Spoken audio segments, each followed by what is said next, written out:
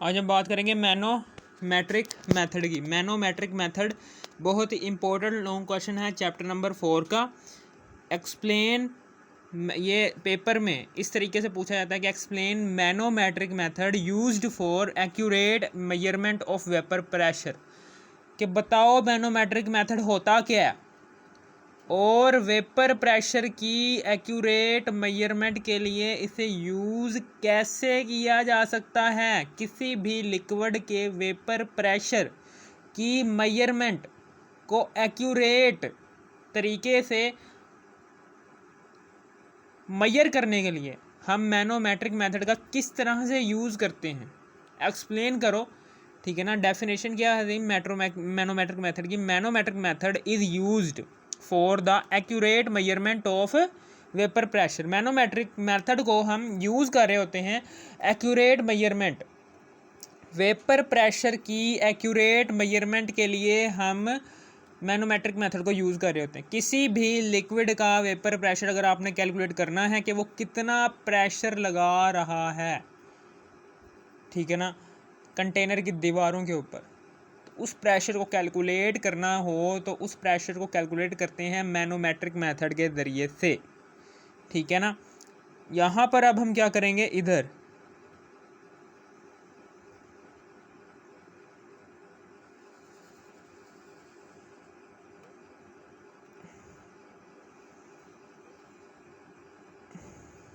ठीक है, यहाँ पर अब हम क्या करेंगे, यहाँ पर अब हम राउंड बॉटम फ्लास्क लेंगे।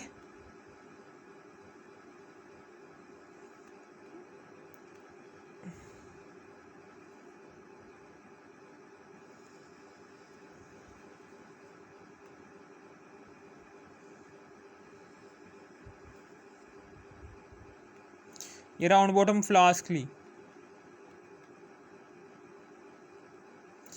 यहाँ पर करके हमने राउंड बॉटम फ्लास्क ली। ठीक है,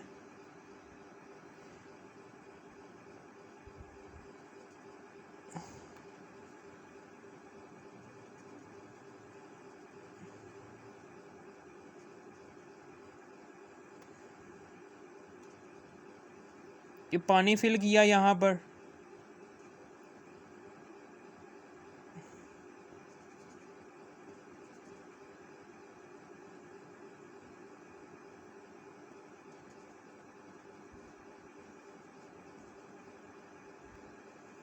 ठीक है ना, ये पानी फिल किया हमने।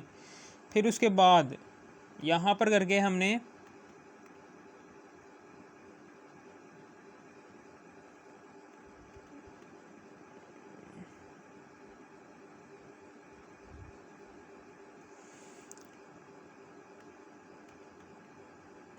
एक पतली सी रोड लगाई।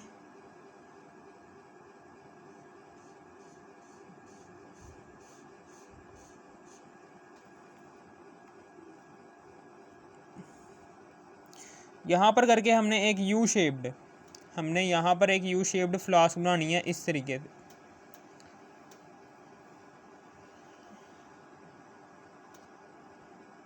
ठीक है, हमने यहाँ पर करके एक यू शेप्ड फ्लास्क बना देनी है।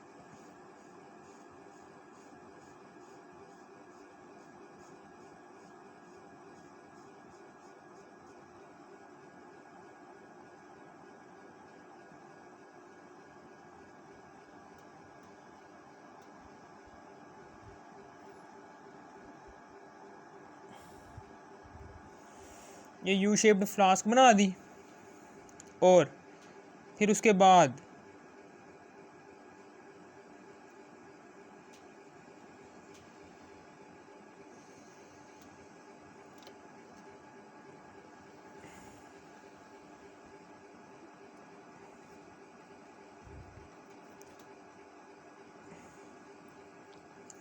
यहाँ पर करके मैनोमीटर हमने बना देना है। कौन सा मीटर? मैनोमीटर। कौन सा मीटर बना देना है? यू शेप्ड फ्लास्क बना दी और यहाँ पर करके हमने लिक्विड फिल कर देना।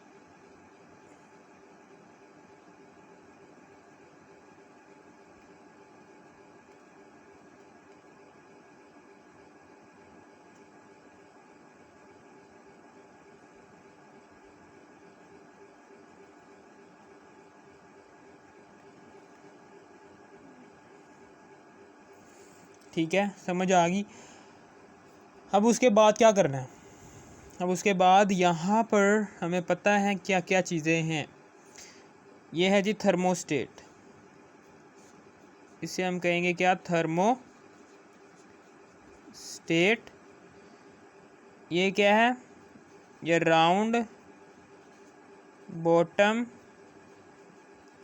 फ्लास्क है, और इसके अंदर हमने वो वाला लिक्विड फिल करना है कि जिसका वेपर प्रेशर हमने कैलकुलेट करना है, ठीक है ना। वो वाला लिक्विड हमने फिल करना है कि जिसका हमने वेपर प्रेशर कैलकुलेट करना है। और यहाँ पर करके हमने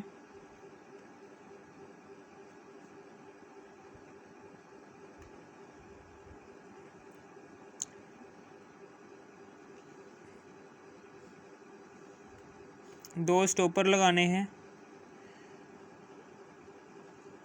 ठीक है ना। ये दो स्टॉपर लगा दिए, ये दो स्टॉपर लगा दिए। और ये क्या है, ये डब्बा था, ये है जी मैनोमीटर, मैनोमीटर,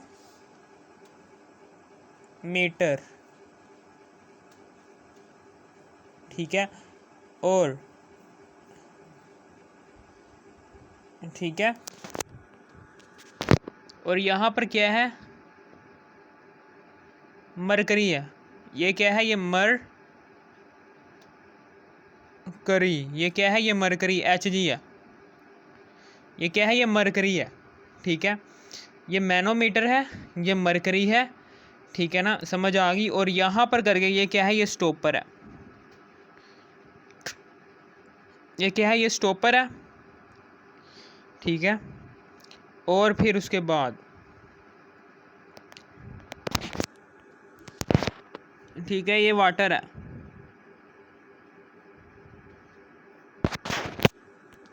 ठीक है। अब क्या होगा, अब उसके बाद जैसे हम टेम्परेचर देंगे, जैसे ही हम टेम्परेचर देते हैं, अब इसकी कंस्ट्रक्शन है, ये कंस्ट्रक्शन की तरफ आए। यहाँ पर मीटर रोड भी लगा होता है एक,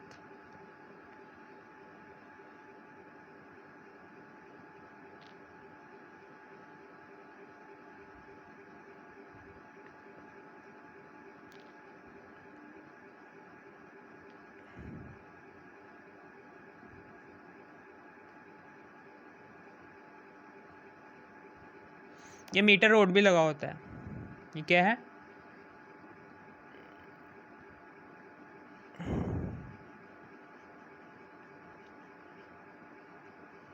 ये मीटर रोड भी लगा होता है।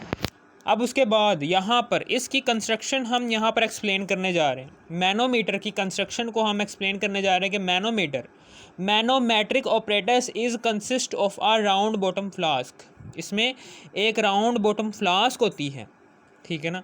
और फिर उसके बाद दो स्टॉपर्स लगे होते हैं, एक ये वाला स्टॉपर और एक ये वाला stopper. A vacuum pump used to reduce pressure. Vacuum pump को, इस वैक्यूम पंप को, ये जो सा वैक्यूम पंप हमने लगाया है, कौन सा वाला भला, यहाँ पर करके हमने वैक्यूम पंप लगाया होता है।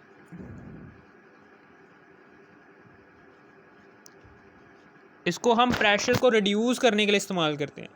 आ vacuum pump used to reduce pressure, यानी कि इस फ्लास्क के अंदर जो सा लिक्विड है, इस फ्लास्क के अंदर जो सा लिक्विड है, ठीक है ना, उसका प्रेशर रिड्यूस करने के लिए हम इस वैक्यूम पंप को इस्तेमाल कर रहे होते हैं। फिर उसके बाद मीटर रोड, हम मीटर रोड ले रहे होते हैं यहाँ पर, ठीक है। और thermostat used to control the temperature, और thermostat used to control the temperature. और यहाँ पर करके हम थर्मोस्टेट लेते हैं। ये थर्मोस्टेट जो सा है, ये वाला, ये थर्मोस्टेट, ये सारा का सारा बीकर जो सा है जिसके अंदर पानी फिल है, इसको कहते हैं थर्मोस्टेट। इसको हम कंट्रोल करने के लिए, टेम्परेचर को कंट्रोल करने के लिए हम इस्तेमाल कर रहे होते हैं। यानी कि फ्लास्क को हमने कितना टेम्परेचर देना है, ज़्यादा देना है, नॉर्मल देना है, या बहुत ही कम टेम्परेचर पर रखना है इस फ्लास्क के अंदर मौजूद सा लिक्विड है उसको, ठीक है ना। टेम्परेचर को कंट्रोल करने के लिए हम इस्तेमाल कर रहे होते हैं। फिर मरकरी लेना है यहाँ पर क्या लेना है, मरकरी। ये जो सा है, ये क्या है, ये यू शेप्ड ट्यूब के अंदर जो सी ये लाइंस बनी हुई हैं, ये क्या है, ये मरकरी है, उसके बाद ये आ गई इसकी कंस्ट्रक्शन। अब वर्किंग क्या करते हैं हम, set the operators of shown figure. अब हमने यहाँ पर ये ऑपरेटर्स को सेट कर दिया, ठीक है ना। अब उसके बाद liquid is taken in round bottom flask. इस राउंड बॉटम फ्लास्क के अंदर हमने लिक्विड को लेना है। इस राउंड बॉटम फ्लास्क के अंदर हमने लिक्विड को लेना है कि जिसका हमने वेपर प्रेशर कैलकुलेट करना है, ठीक है ना। वो कोई सा भी लिक्विड होना चाहिए, वो जिसका हमने वेपर प्रेशर कैलकुलेट करना है उसको हमने राउंड बॉटम फ्लास्क के अंदर ले लेना है। फिर उसके बाद by using vacuum pump remove all the air above the liquid, ठीक है ना। बाय यूजिंग वैक्यूम पंप के ज़रिए से बाय यूजिंग वैक्यूम पंप इस वैक्यूम पंप के ज़रिए से हम क्या करेंगे, इस वैक्यूम पंप के ज़रिए से रिमूव करेंगे ऑल द एयर। ये जो उनसे लिक्विड के, ये जो सा आपने लिक्विड लिया है जिसका वेपर प्रेशर आपने कैलकुलेट करना है, इस लिक्विड के ऊपर थोड़े बहुत एयर के मॉलिक्यूल्स होंगे, उन एयर के मॉलिक्यूल्स को रिमूव करना है बाय यूजिंग वैक्यूम पंप, ठीक है ना, समझ आ गई।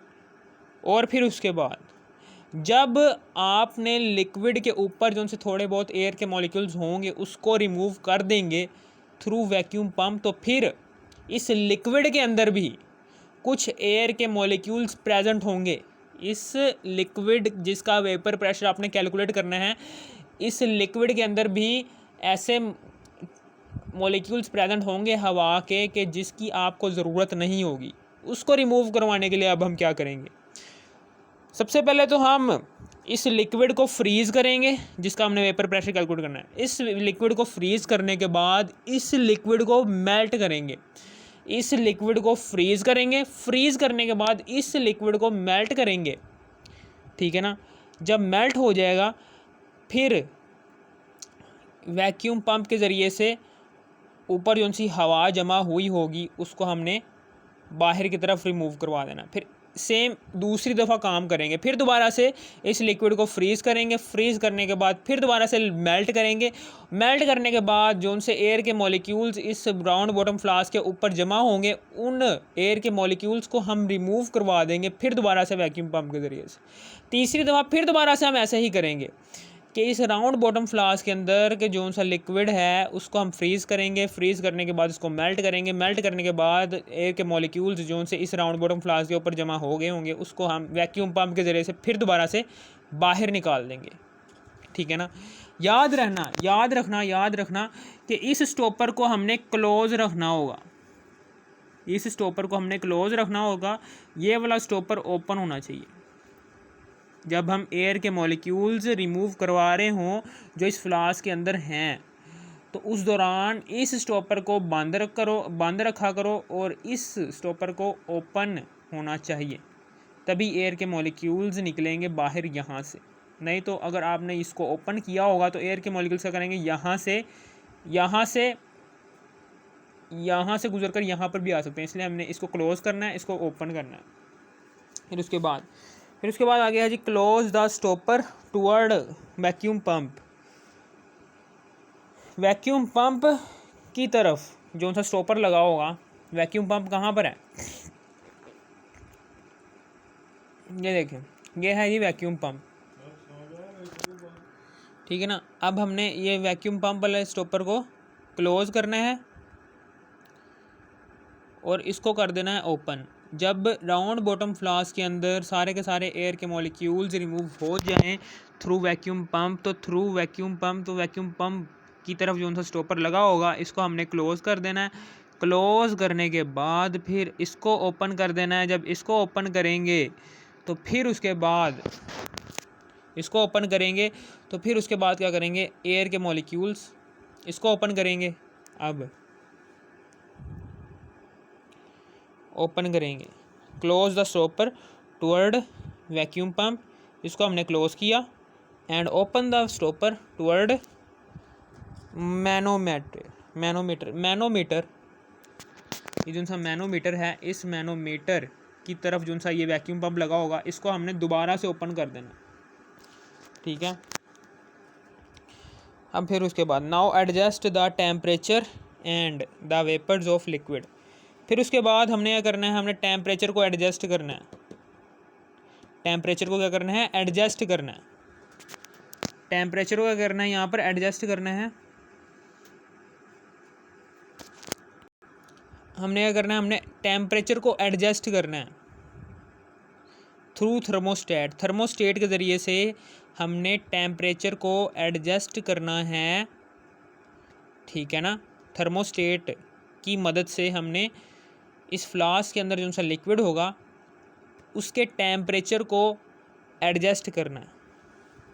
And now adjust the temperature and the vapours of liquid exert pressure on mercury. यानी कि थर्मोस्टेट की मदद से हम क्या करेंगे, हम टेम्परेचर देंगे। थर्मोस्टेट की मदद से हम इस राउंड बॉटम फ्लास्क के अंदर जो सा लिक्विड होगा उसको हम टेम्परेचर देंगे। जैसे हम टेम्परेचर देंगे तो ये लिक्विड जो सा होगा, ये लिक्विड ये चेंज हो जाएगा गैस में। जब ये गैस में चेंज होगा तो गैस के मॉलिक्यूल्स इस यहाँ से निकलेंगे, यहाँ से निकलेंगे गैस के मॉलिक्यूल्स। इस लिक्विड जब हमने टेम्परेचर दिया थर्मोस्टेट की मदद से इस राउंड बॉटम फ्लास्क के अंदर मौजूद जो लिक्विड है, तो फिर लिक्विड चेंज हो जाएगा गैशियस फॉर्म में। तो ये गैशियस फॉर्म में कन्वर्ट होने के बाद, चूँकि ये स्टॉपर बंद है तो इधर नहीं जाएगा, इधर जाएगा, ओपन की तरफ जाएगा। तो यहाँ पर जाकर ये मरकरी को प्रेशर दे लगाएगा। जैसे ही लिक्विड के इस लिक्विड के गैस के मॉलिक्यूल्स क्या करेंगे, इस मरकरी को प्रेशर लगाएंगे तो ये मरकरी जो सा होगा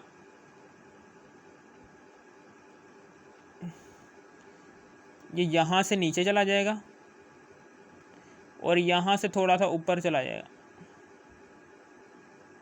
ठीक है ना, थोड़ा सा ऊपर चला जाएगा। इस मरकरी में कितनी हाइट कम हुई है यहाँ से और कितनी हाइट यहाँ से ज़्यादा हुई है, ठीक है ना, उसको हम कैलकुलेट करेंगे।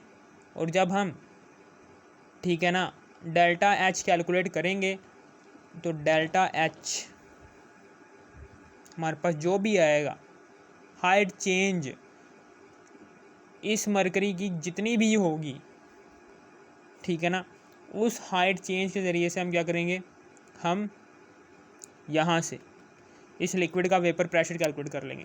मीटर रोड हमने इसलिए लगाया होगा ताकि हम पता चला सकें कि कितनी हाइट यहाँ से मरकरी की नीचे की तरफ गई है और यहाँ से कितनी हाइट मरकरी की ऊपर की तरफ गई है, ठीक है ना। डेल्टा एच हम इस मीटर रोड के ज़रिए से कैलकुलेट कर लेंगे, ठीक है ना। Find the height difference delta H. Delta H को कैलकुलेट किया by using metre rod. Metre rod के ज़रिए से हमने डेल्टा एच को कैलकुलेट करना है, ठीक है। और फिर उसके बाद एंड अप्लाई द फार्मूला, और फार्मूले को अप्लाई कर देना। फार्मूला क्या कहता है हमें, फार्मूला हमें ये कहता है कि P is equal to P A plus delta H, ठीक है ना। P क्या है, vapour pressure of liquid. Vapour pressure of liquid, इस लिक्विड ने जो उनसे वेपर्स पैदा किए हैं, जब हमने टेम्परेचर दिया थर्मोस्टेट के ज़रिए से टेम्परेचर दिया तो लिक्विड, ये जो उनसा लिक्विड है जिसका वेपर प्रेशर हमने कैलकुलेट करना है, इसके वेपर्स ने जो उनसा प्रेशर लगाया है इस मरकरी कॉलम के ऊपर, इस मरकरी कॉलम के ऊपर जो उनसा प्रेशर लगाया उसको हम कहते हैं वेपर प्रेशर ऑफ लिक्विड, ठीक है। और फिर उसके बाद पी ए क्या है, ये वाला पी ए ये है जी एटमॉस्फेरिक प्रेशर, यानी कि एटमॉस्फेयर का प्रेशर जो कि होता है जी 760 टार, या फिर आप कह लो 760 मिलीमीटर ऑफ एच जी, या फिर आप कह सकते हो जी 1 ATM, या फिर आप 10⁻⁵ न्यूटन पर मीटर स्क्वायर भी कह सकते हैं, या फिर is equal to 10⁻⁵ pascal is equal to 14 PSI, कुछ भी कह सकते हो। 1 ATM आमतौर पर होता है एटमॉस्फेरिक प्रेशर। और delta H height difference in mercury column, ठीक है ना। मरकरी कॉलम के अंदर कितना हाइट का डिफरेंस आया है, यहाँ से कितनी हाइट कम हुई है और यहाँ से कितनी हाइट ज़्यादा हुई है, इसको हम कहेंगे डेल्टा एच, ठीक है ना। इसको हम नाम देते हैं जी H2 का, इसको हम नाम देते हैं जी H1 का, ठीक है ना। तो यहाँ से delta H is equal to, delta H हम कैसे फाइंड आउट करेंगे, delta H is equal to H2 minus H1। इस तरीके से हम हाइट डिफरेंस कैलकुलेट कर लेंगे। इस यू शेप्ड ट्यूब के अंदर जो सा मरकरी है, मरकरी फिल है, उसका हाइट का डिफरेंस हम कैलकुलेट कर लेंगे। अगर आपको इस वीडियो की ज़रा सी भी समझ आ गई, थोड़ी सी भी समझ आ गई, इस वीडियो को कर दो लाइक और सब्सक्राइब और शेयर भी कर देना। Thanks for watching me.